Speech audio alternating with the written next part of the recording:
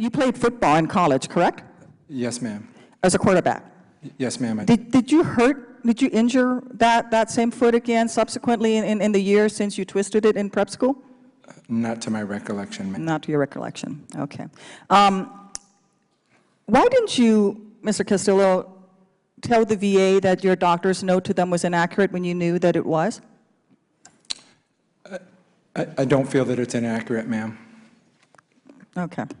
Yes, Let me ask you this. Do you feel that the 30% rating that you have for the scars and the pain in your foot is accurate to the sacrifices that you've made for this nation? That the VA decision is accurate in your case? Yes, ma'am, I do. You know, my right arm was essentially blown off and reattached.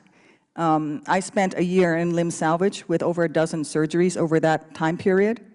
And in fact, we thought we would lose my arm, and I'm still in danger of possibly losing my arm. I can't feel it. I can't feel my 3 fingers. My disability rating for that arm is 20%.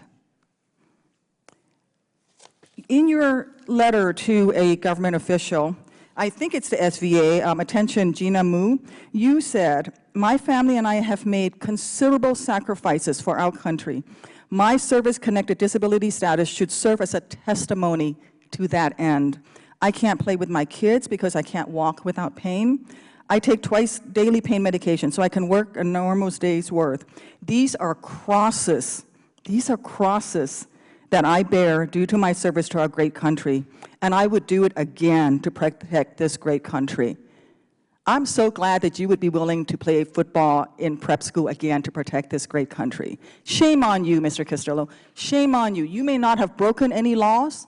We're not sure yet. You did misrepresent to the SBA, but you certainly broke the trust of this great nation. You broke the trust of veterans. Iraq and Afghanistan veterans right now are waiting an average of 237 days for an initial disability rating. And it is because people like you who are gaming the system are adding to that backlog so that young men and women who are suffering from post-traumatic stress, who are missing limbs, cannot get the compensation and the help that they need.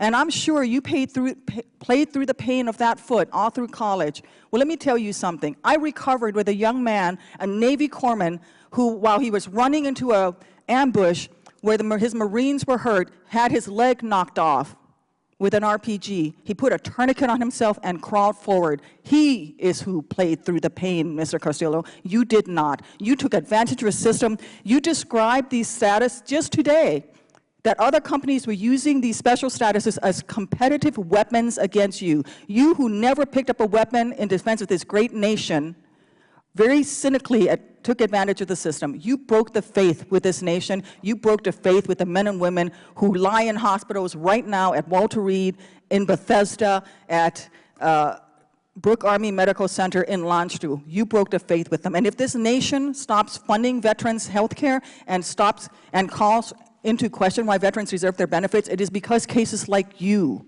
have poisoned the public's opinion on these programs. I hope that you think twice about the example that you're setting for your children. I hope that you think twice about what you are doing to the nation, this nation's veterans who are willing to die to protect this nation. Twisting your ankle in prep school is not defending or serving this nation, Mr. Castillo.